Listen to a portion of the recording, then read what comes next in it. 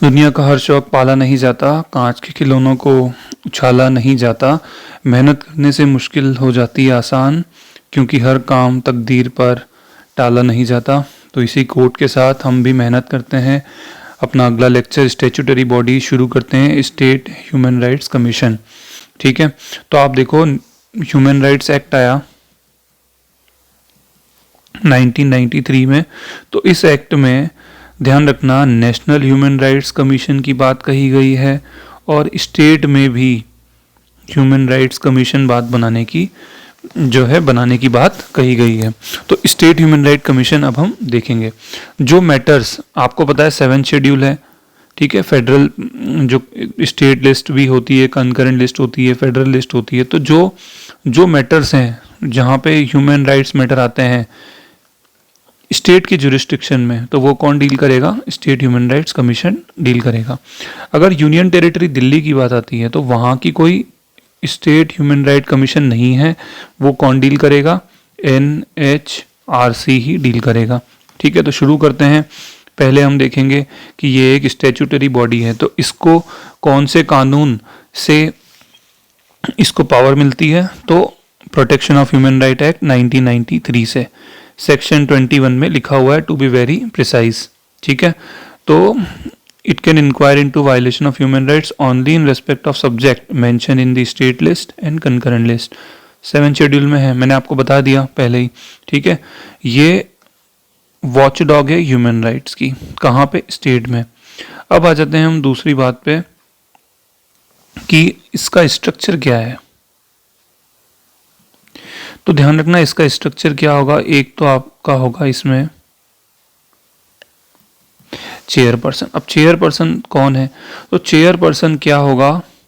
Chairperson या तो कोई chief justice of high court पहले कोई रहा हो उसको बना सकते हैं, या फिर कोई जज ऑफ हाई कोर्ट रहा हो पहले उसको बना सकते हैं। एक तो ये हो गया। उसके बाद इसके अंदर 2 मेंबर्स होते हैं। अब 2 मेंबर्स में से वो कौन होते हैं? तो एक मेंबर जो होता है आपका वो कौन होता है? यहां हम देखेंगे। एक मेंबर होता है आपका सर्विंग या रिटायर्ड जज ऑफ हाई कोर्ट। ठीक है, या फिर डिस्ट्रिक्ट जज हो स्टेट में ही जिसको 7 साल का एक्सपीरियंस हो। समझ रहे हो? एक मेंबर तो आपका चेयरपर्सन हो गया। चेयरपर्सन के अलावा 2 मेंबर्स और चाहिए। तो जो एक मेंबर, उसमें से एक मेंबर कौन होना चाहिए? या तो वो रिटायर्ड जज हो हाई कोर्ट का, ठीक है, सर्विंग हो या रिटायर्ड दोनों हो सकता है, या फिर वो डिस्ट्रिक्ट जज हो जिसके पास 7 साल का तजुर्बा हो। उसके बाद जो दूसरा मेंबर, एक तो ये हो गया, एक मेंबर ऐसा होना चाहिए जिसके पास एक्सपीरियंस हो, प्रैक्टिकल एक्सपीरियंस हो ह्यूमन राइट्स में काम करने का। ठीक है, ह्यूमन रिसोर्स नहीं है ये, ह्यूमन राइट्स में काम करने का। तो ये हो गए 2 मेंबर। अब इनको अपॉइंट कौन करता है? तो इनको जो अपॉइंट करता है, तो इनको आपका अपॉइंट करता है कौन? गवर्नर। अब मैंने for example Madhya Pradesh human right commission का एग्जांपल लिया है। तो देखो ये एक्ट के अनुसार सेक्शन 22 के अनुसार ये बनी। कब बनी? 1995 सितंबर में। ठीक है, अब मैंने आपको बताया था 3 मेंबर होते हैं। तो ये आपके चेयरपर्सन है जस्टिस नरेंद्र कुमार जैन। ठीक है, उसके बाद आपके श्री सरबजीत सिंह जी मेंबर हैं, श्री मनोहर ममतानी मेंबर हैं। अब थोड़ा सा आप देखो कि अभी हम NHRC से कंपेयर करते हैं। तो NHRC में एक तो आपके चेयरपर्सन होते हैं, ठीक है, उसके बाद इसमें कौन होता है? 2 आपके जुडिशियल मेंबर होते हैं, मतलब जैसे ये हाई कोर्ट का जज सर्विंग है इस तरह से, और 3 मेंबर होते हैं जिनको HR का एक्सपीरियंस होता है, लेकिन उसमें एक फीमेल होती है। यहाँ ऐसा कोई फीमेल वाला सिस्टम नहीं है। ये जो फीमेल का सिस्टम है ना, अभी 2019 में अमेंडमेंट किया तो NHRC में ये फीमेल वाला जो एक क्लॉज था वो डाल दिया। पेरिस प्रिंसिपल आपने सुने होंगे। तो अब हमारा जो है ना ये NHRC ये पेरिस प्रिंसिपल्स के ज़्यादा अकॉर्डिंगली हो गया है, क्योंकि पहले फीमेल नहीं थी, वुमेन नहीं थी, तो अब हो गया। लेकिन स्टेट ह्यूमन राइट कमीशन में ऐसा फीमेल का ऐसा कोई अभी सिस्टम नहीं है। तो ये हो गया, हमने देख लिया गवर्नर। अब इनको अगर रिमूव करना है तो रिमूव कौन करेगा? तो सर रिमूव करेंगे राष्ट्रपति जी। अपॉइंट गवर्नर करेंगे और रिमूव कौन करेगा? प्रेसिडेंट करेगा। ठीक है, कब करेगा? तो अगर मान के चलो वो कुछ बॉडी इन्फर्मिटी ऑफ बॉडी हो गई, शरीर से ठीक नहीं है, माइंड से ठीक नहीं है, या फिर प्रूव्ड मिसबिहेवियर या फिर मिसकंडक्ट, कुछ भी करप्शन हो गया, कुछ भी हो गया, तो ध्यान रखना ये लिखा हुआ है प्रूव्ड। तो ये कौन प्रूव करेगा? सुप्रीम कोर्ट की इंक्वायरी होगी। अगर उसने बोल दिया तो ही प्रेसिडेंट जो है रिमूव करेगा, अदरवाइज रिमूव नहीं करेगा। ठीक है, तो ये इनकी ऑटोनॉमी इंश्योर करने के लिए है। अब इनको जो गवर्नर अपॉइंट करेगा, तो गवर्नर एक सिलेक्शन कमेटी पे अपॉइंट करेगा। हमने देखा था कि एक कमेटी किसकी थी? एनएचआरसी की भी थी। तो यहाँ पे देखते हैं हम एनएचआरसी, और यहाँ हमारी छोटी सी स्टेट ह्यूमन राइट कमीशन। तो यहाँ ध्यान रखना कि एनएचआरसी में प्रेसिडेंट अपॉइंट कर रहा था, यहाँ गवर्नर अपॉइंट कर रहा है, यहाँ कमिटी के उस पे अपॉइंट कर रहे थे। तो कमेटी में कौन थे? 6 मेंबर थे। यहाँ कमेटी में कितने मेंबर होंगे? 4 मेंबर होंगे। 6 मेंबर कौन थे? पीएम साहब थे, होम मिनिस्टर साहब थे, लोकसभा के स्पीकर थे, राज्यसभा के डिप्टी चेयरमैन थे। 4 तो है हो गए। लीडर ऑफ अपोजिशन को भी ले लो, लोकसभा के लीडर ऑफ अपोजिशन को भी ले लो, राज्यसभा के 6 हो गए। अब यहाँ पे 4 मेंबर होंगे, तो 4 कैसे होंगे? पीएम के उस पे ले लो सीएम को, चलो हो गया। होम मिनिस्टर के ले लो स्टेट होम मिनिस्टर, ले लिया। स्पीकर ऑफ विधानसभा ले लो, ये भी ले लिया सर हमने। अब ये तो होता नहीं तो इसको काट दो, और राज्यसभा भी होता नहीं, इसको भी काट दो। लीडर ऑफ अपोजिशन ले लो विधानसभा के, तो कितने हो गए सर? 4। इधर कितने हो गए? 6। ठीक है, तो ये एनएचआरसी और ये एसएचआरसी, ये हो गया हमारा। एक बार नाम इसके और देख लेते हैं। Justice Narendra Kumar Jain, Shri Sarabjit Singh ji and Shri Manohar Mamtani. ठीक है, तो हमने देखो क्या क्या देख लिया। हमने ये देख लिया कि ये स्टैट्यूटरी क्यों है, क्या है, और कौन से मैटर में डील करेगी, ये भी देख लिया सर हमने। ठीक है, और हमको क्या देखना है? हमने इसका कौन अपॉइंट करता है, स्ट्रक्चर भी देख लिया पूरा। अब ध्यान रखना टेन्योर देख लेते हैं जरा। तो अब टेन्योर देखोगे तो यहाँ ध्यान रखना चेयरपर्सन और मेंबर जो हैं वो 5 साल के लिए अपॉइंट होते हैं, या फिर उनकी एज 70 साल हो जाए, जो पहले हो जाए वो। तो ये पहले का प्रावधान था, अब क्या हो गया है? अब हो गया है 3 साल। तो ये 3 साल हो गया है। ठीक है, अब क्या हो गया है इसमें? 3 साल, और 70 साल जो पहले हो जाए। अब उनको वापस जो है रीअपॉइंट कर सकते हैं। पहले ऐसा प्रावधान था कि रीअपॉइंट करना है तो 5 साल के लिए करोगे, लेकिन अब ऐसा हटा दिया गया है। ठीक है, एक सेक्रेटरी जनरल होता है जो सब काम देखता है।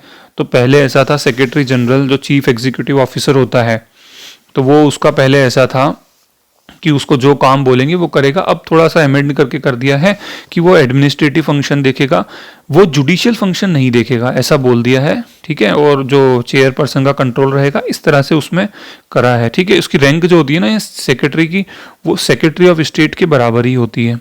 ठीक, चलो ये देख लिया। अब फंक्शंस में आपको बता देता हूँ। तो फंक्शंस देखो, investigating grievance regarding the violation of human right either suo motu और आफ्टर रिसीविंग अ पिटीशन। तो वही जो एनएचआरसी की थी ना, वही इसकी भी है। एक बार फटाफट देख लेते हैं। तो या तो वो खुद से चले जाएगा कि हाँ यहाँ पे ह्यूमन राइट्स वायलेशन हो रहा है तो आप वो करेगा, या किसी ने कंप्लेन की होगी तो वो किसी भी जुडिशियल प्रोसीडिंग में जहाँ पे ह्यूमन राइट वायलेशन हो रहा है क्या कर सकता है? इंटरफेयर कर सकता है। ठीक है, अच्छा, उसके बाद देखो आप, कोई भी jail, visit any jail or any other institution under the control of state government to see the living condition of inmates and to make recommendation thereon। तो ध्यान रखना, वो किसी भी जेल में जा सकता है कंडीशन देखने, और उसको कोई ज़रूरत नहीं है कि वो स्टेट गवर्नमेंट को इन्फॉर्म करे, वो एकदम से भी जाके चेक कर सकता है। ठीक है, it also has the authority to recommend payment और कंपनसेशन और डैमेजेस। तो वो रिकमेंड कर सकता है, लेकिन वो रिकमेंडेशन बाइंडिंग नहीं होती। लेकिन फिर भी एसएचआरसी अपने आप में एक बहुत बड़ी बॉडी है, और बिलीव मी ये बॉडी ने बहुत काम किया है, एनएचआरसी और स्टेट ह्यूमन राइट कमीशन ने भी। ठीक है, तो उनकी जो रिकमेंडेशन होती है वो ऐसे नकारना बड़ा मुश्किल है। क्यों नकारना मुश्किल है? क्योंकि ध्यान रखना, स्टेट गवर्नमेंट रिपोर्ट कहाँ रखता है? स्टेट लेजिस्लेटिव असेंबली में। तो वो रिपोर्ट में सब बताना पड़ता है, फिर अपोजिशन भी होती है। ठीक है, और बहुत प्रॉब्लम होती है। इनकरेज करता है एनजीओस को ह्यूमन राइट्स में काम करने के लिए, ओके, अच्छा देखो, उसके बाद ये ह्यूमन राइट लिटरेसी अवेयरनेस ये भी फैलाता है। ठीक, तो ये हमने फंक्शंस भी देख लिए। लिमिटेशन यार यही है कि बस कि बाइंडिंग नहीं होती, तो ये लिमिटेशन है। उसके बाद उसके पास पावर नहीं है पीनलाइज करने का, तो खाली एक ऑर्डर दे सकता है। उसके बाद मैंने आपको बताया था उसमें भी कि ये 1 साल से लेट जो केस होते हैं वो नहीं कर सकता। फिर ये एनोनिमस अनजान केस है, किसका है क्या है कुछ पता नहीं, हाँ बोल दिया वहाँ पे हुआ था, तो वो थोड़ा एनोनिमिटी होती है ना, तो उस केस में ज़्यादा हाथ नहीं डालता, पर फिर भी किसी ना किसी तरीके से ना SHRC उस केस में भी घुस जाता है, पर एकदम से वो क्लियर नहीं हो पाता, बस ये थोड़ी लिमिटेशन है। उसके बाद आर्म्ड फोर्सेस, आप कश्मीर में देखोगे, कश्मीर में जो है ना, कश्मीर की जनता, आर्मी और कश्मीर की जनता में कुछ ज़्यादा अच्छे रिलेशन नहीं है। वो नहीं है इसलिए क्योंकि वो हमेशा एलिगेशन लगाते हैं, और जो दूसरी कंट्री है पाकिस्तान है, वो भी हमेशा यही बोलता है कि कश्मीर में जो आर्मी है वो ह्यूमन राइट वायलेशन करती है, तो ये हमेशा मुद्दा रहता है। तो आर्म फोर्सेस के केसेस में NHRC और SHRC दोनों का ही इतना ज़्यादा रोल नहीं है।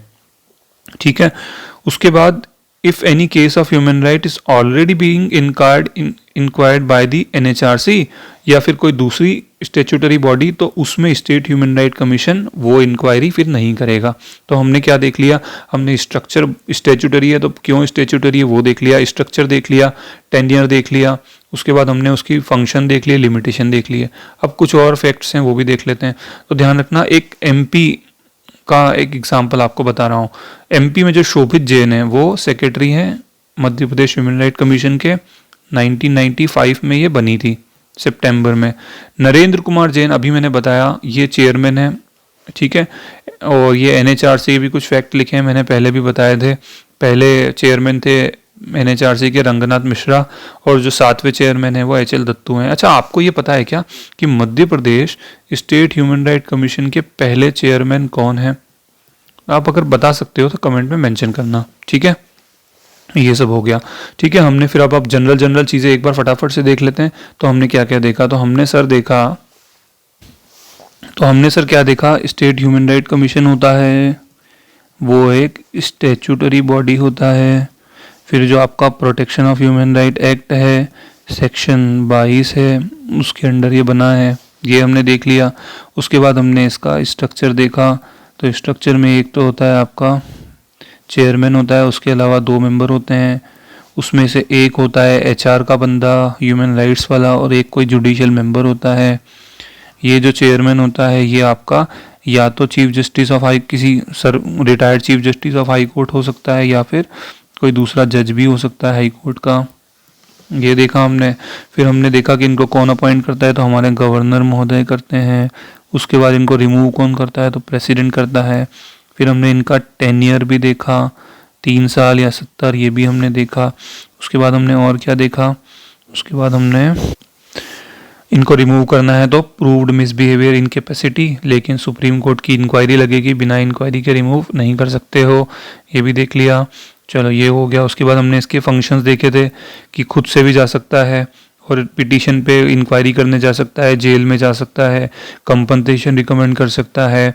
उसके बाद अवेयरनेस, जो ह्यूमन राइट्स के लिए अवेयरनेस है वो क्रिएट कर सकता है। लिमिटेशन भी है, 1 साल के बाद केस नहीं देख सकता। उसके बाद आर्म फोर्सेस के थोड़े केसेस में इसका लिमिटेड है, प्राइवेट जो बॉडीज़ हैं वहाँ पे थोड़ा लिमिटेड है। तो इस तरह से हमने इसकी लिमिटेशन भी देखी, सब देख लिया। तो अब क्वेश्चंस भी देख लेते हैं। ठीक है, तो पहला क्वेश्चन देखो, यहाँ ध्यान रखना कि ये Madhya Pradesh human right commission का मैंने यहाँ लिया है। इसका जो मोटो है वो क्या है, हम सब बराबर, बराबर हमारे अधिकार। ठीक है, इसको ध्यान रखना बिल्कुल दिमाग में, हम सब बराबर, बराबर हमारे अधिकार। कोई सब्जेक्टिव आंसर में आप ऐसा कैसा लिख सकते हो, we all are equal and equal are rights. ठीक है, पहला देखेंगे क्वेश्चन हमारा करेक्ट पूछ रहा है क्या? हाँ, चलो। SHRC एक मल्टी मेंबर बॉडी है, यस सर। चेयरपर्सन होते हैं, 3 मेंबर होते हैं, नो सर, 2 मेंबर्स होते हैं। तो ये वाला तो गलत हो गया, ये वाला सही हो गया। चलो ठीक है। 93 जो protection of human right act है 1993, वो क्या क्रिएट करने के लिए बोलता है? तो NHRC बोलता है, हाँ जी बोलता है। SHRC बोलता है। Joint state human right commission बोलता है क्या? नहीं बोलता। ह्यूमन राइट्स कोर्ट्स के बारे में बोलता है, हाँ।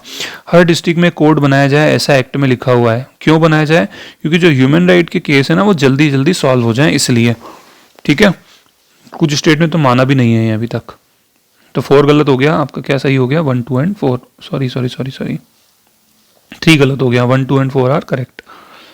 चलो फिर स्टेटमेंट देख लें क्या ये वाला, in every district for this speedy trial of the violation of human right and these are set up by the state government only with the concurrence of chief justice of high court of the state. ठीक है, तो chief justice जो high court होता है उसकी concurrence में ही बनता है। अच्छा, चेयरपर्सन जो होता है स्टेट ह्यूमन राइट कमीशन को, उसको कौन हटा सकता है? तो उसको तो भैया राष्ट्रपति ही हटा सकते हैं। और अपॉइंट कौन करता है? गवर्नर करता है। एसएचआरसी अपनी एनुअल रिपोर्ट किसको सबमिट करता है? तो एसएचआरसी अपनी एनुअल रिपोर्ट स्टेट गवर्नमेंट को सबमिट करता है। एनएचआरसी किसको सबमिट करता है? सेंट्रल गवर्नमेंट को सबमिट करता है। कब तक होल्ड करता है एसएचआरसी ऑफिस? तो ये ध्यान रखना, बड़ा कंफ्यूजन है, पर मैंने देखा है कि दोनों जगह अमेंडमेंट 2019 में दोनों एनएचआरसी और एसएचआरसी दोनों में अमेंड हुआ है कि जो मेंबर्स हैं और जो चेयरपर्सन है वो या तो 3 साल और या 70 साल, जो पहले हो जाएगा तब तक ही अपनी पोस्ट पे रह सकते हैं, रीअपॉइंट हो सकते हैं, प्रोवाइडेड कि 70 साल से पार ना हुए हों।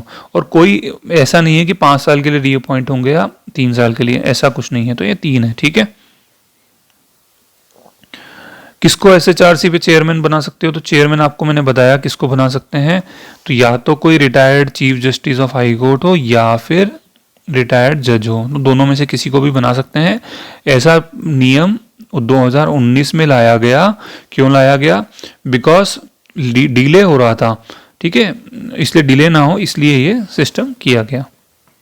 चलो, फंक्शन जो होते हैं एसएचआरसी का मेनली रिकमेंडेशन वो दे सकता है। तो कुछ भी कंपनसेशन देना हो, कितना पैसा देना हो, वो रिकमेंड कर सकता है कि आप ऐसा करो। हाँ, रिकमेंड ही कर सकता है। रिकमेंडेशन जो होती है स्टेट ह्यूमन राइट कमीशन की, वो बाइंडिंग होती है स्टेट गवर्नमेंट पे? जी नहीं, वो बाइंडिंग नहीं होती, बट उनकी वैल्यू बहुत होती है, लेकिन बाइंडिंग नहीं होती। ठीक है, उसको मना कर सकता है, तो सिर्फ 1 ही आएगा। Madhya Pradesh human right commission का हेडक्वार्टर कहाँ है? भोपाल में है, प्रवास भवन में। कभी जाना हो तो चले जाना। ठीक है, चलो आखिरी क्वेश्चन, 9th क्वेश्चन देखेंगे। चेयरमैन कौन है human right commission Madhya Pradesh का? तो मिस्टर नरेंद्र कुमार जी जैन है। ठीक है, चेयरमैन। ओके, तो रंगनाथ शोभित जैन तो सेक्रेटरी हैं। एचएल दत्तू कौन है आपके? प्रेजेंट चेयरमैन है एनएचआरसी के। Ranganath Mishra first chairman NHRC के।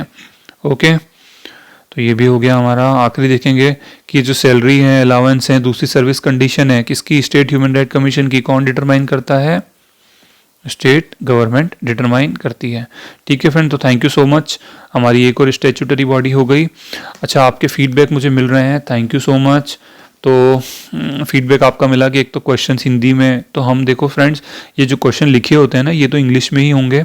कोशिश कर रहे हैं कि हिंदी में हो, पर आई डोंट थिंक कि इतनी जल्दी हो पाएगा। बट लेसन हम बाईलिंगुअल करते हैं, तो मैं थोड़ा एक्स्ट्रा एफर्ट डालूंगा कि इंग्लिश हिंदी दोनों को समझ में आ जाए। दूसरी जो आपकी रिक्वेस्ट मिली मुझे कि सर आप ये पीडीएफ दे सकते हो क्या नोट्स की, तो मैं बिल्कुल दे सकता हूँ। एक हमने टेलीग्राम पे चैनल बनाया है, भगत एजुकेशन। ठीक है, तो आप जो है यहाँ पे मैं कोशिश करूँगा लिंक पेस्ट कर दूँ, अदरवाइज आप टेलीग्राम पे सर्च करोगे भगत एजुकेशन, तो वहाँ पे आपको मिल जाएगा। आप सर्च कर लो, वहाँ पे हमें जो मटेरियल्स है वो वहाँ पे डालता रहता हूँ, जो दूसरी बहुत सारी कॉम्पिटिटिव एग्जाम से रिलेटेड होते हैं, जनरल इन्फॉर्मेशन से रिलेटेड होते हैं। ओके फ्रेंड्स, तो प्लीज़ आप फ्रेंड्स अपना, अच्छा आपने हाँ एक बात और बोली 20 MCQs का, तो हम अब 20 MCQ कर देंगे। ठीक है, अभी कुछ लेसन्स होंगे जिसमें माइंड मैप और 10 MCQ होंगे, बाकी में 20 MCQ हम कर देंगे। ठीक है, so thank you for your feedback friend, बहुत मैटर करता है हमारे लिए, हमारी टीम के लिए। तो प्लीज़ इसी तरह से फीडबैक देते रहें, प्लीज़ सपोर्ट करें, we need your support. Thank you so much.